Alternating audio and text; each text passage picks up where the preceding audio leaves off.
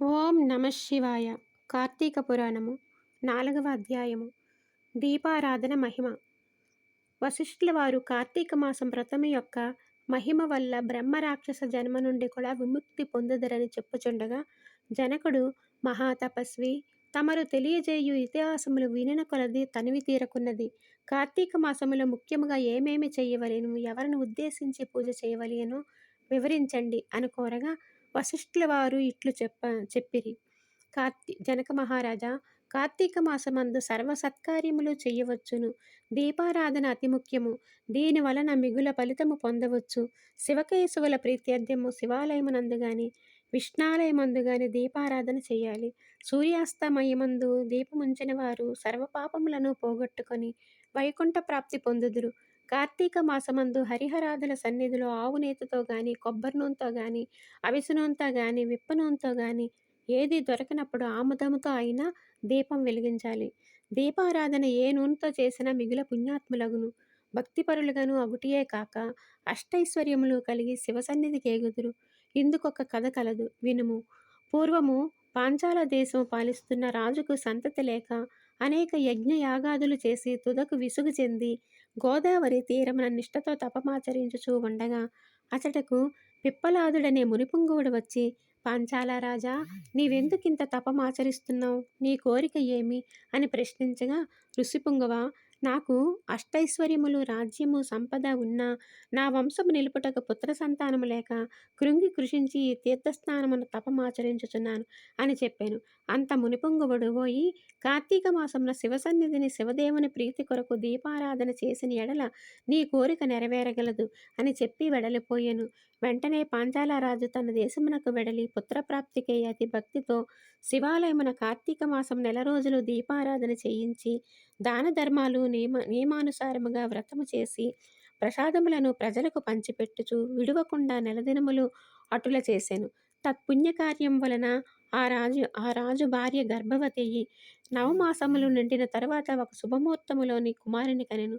రాజకుటుంబీకులు మిగిలి సంతోషించి తమ దేశమంతటను పుత్రోత్సవము చేయించి బ్రాహ్మణులకు దాన ధర్మములు చేసి ఆ బాలునకు సత్రజిత్తను నామకరణము చేయించి అమిత గారాభంతో పెంచుచుండిరి. కార్తీక మాస దీపారాధన వలన పుత్ర సంతానం కలిగినందువలన తన దేశమంతటను ప్రతి సంవత్సరము కార్తీక మాస వ్రతమును దీపారాధనలు చెయ్యుడని రాజు శాసించెను. రాజకుమారుడు సత్రజిత్తు దినదిన ప్రవర్ధమానుడగుచు సకల శాస్త్రములు చదివి ధనుర్విద్య, కత్తిసాము మొదలగునవి నేర్చుకొనెను. కానీ యవ్వనమున రాగానే దుష్టుల సావాసముతోని తల్లిదండ్రుల గారాబం చేత తన కంటికి ఇంపగు స్త్రీలను బలత్కరించుచు ఎదిరించిన వారిని దండించుచు తన కామవాంఛ తీర్చుకొనుచుండెను. తల్లిదండ్రులు కూడా తమకు లేక లేక కలిగిన కుమారుని ఎడల చూసి చూడనట్లు విని విననట్లు ఉండిరి. శత్రుజిత్తు ఆ రాజ్యంలో తన కార్యములకు అడ్డు చెప్పు వారలను నరుకుదునని కత్తి పట్టుకొని ప్రజలను భయకంపితులను చేయుచుండెను. అటులు తిరుగుచుండగా ఒక దినమున ఒక బ్రాహ్మణ పడుచును చూచట తటస్థించెను.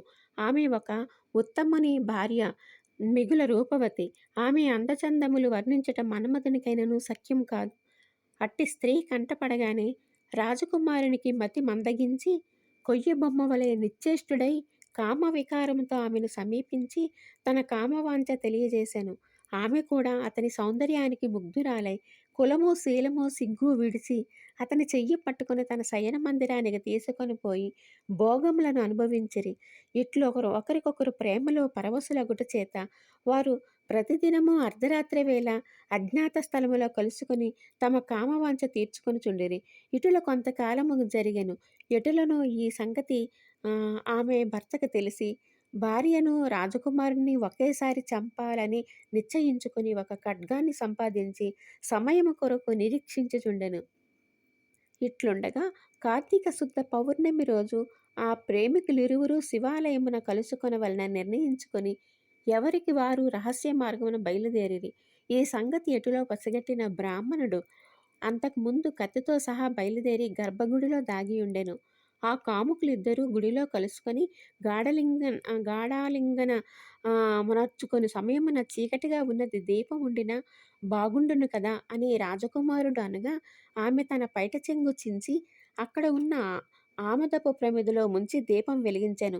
తర్వాత వారిరువురును మహదానందముగా రతిక్రీడలు సలుపుటకు ఉద్యుక్తులగుతుండగా, అదే అదనుగా ఆమె భర్త తన మొలనున్న కత్తి తీసి ఒక్క వ్రేటుతో తన భార్యను రాజకుమారుణ్ణి ఖండించి తాను కూడా పొడుచుకొని మరణించెను. వారి పుణ్యము కొలది ఆ రోజు కార్తీక శుద్ధ పౌర్ణమి సోమవారం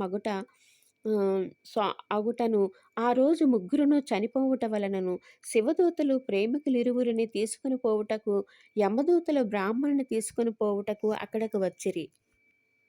అంతా యమదూతలను చూచిన బ్రాహ్మణుడు, ఓ దూతలారా, నన్ను తీసుకుని వెళ్ళుటకు మీరేలా వచ్చారు?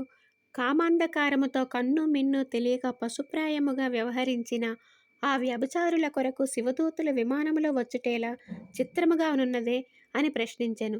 అంతా యమకింకరులు, ఓ బాపడా, వారెంతటి నీచులైనను ఈ పవిత్ర దినమున అనగా కార్తీక పౌర్ణమి సోమవార దినమున తెలుసో తెలియకో శివాలయంలో శివుని సన్నిధిని దీపం వెలిగించుట వలన అప్పటి వరకు వారు చేసిన పాపములన్నయూ నశించిపోయినవి. కావున వారిని కైలాసమునకు తీసుకొని పోవుటకు శివదూతలు వచ్చినారు అని చెప్పగా, ఈ సంభాషణలంతయు వినుచుండగా రాజకుమారుడు, అలా ఎన్నటికీ జరగనివ్వను. తప్పొప్పులు ఎలాగున్నా మేము ముగ్గురమును ఒకే సమయంలో ఒకే స్థలములో మరణించితిమి కనుక ఆ ఫలము మా అందరికీ వర్తించవలసిందే అని తాము చేసిన దీపారాధన ఫలములోని కొంత ఆ బ్రాహ్మణునకు దానము చేసెను. వెంటనే అతనిని కూడా పుష్పక విమానం ఎక్కించి శివ సాన్నిధ్యానికి చేర్చిరి. వింటివా రాజా, శివాలయములో దీపారాధన చేయుట వలన ఆ ప్రేమికులు చేసిన పాపములు పోవుటియే కాక కైలాస ప్రాప్తి కూడా కలిగెను. కాన కార్తీక మాసములోని నక్షత్రమాల యందు దీపం ఉంచిన వారు జన్మరాహిత్యము పొందుదురు. చతుర్థాధ్యాయము 4వ రోజు పారాయణం సమాప్తం. ఓం నమ శివాయ.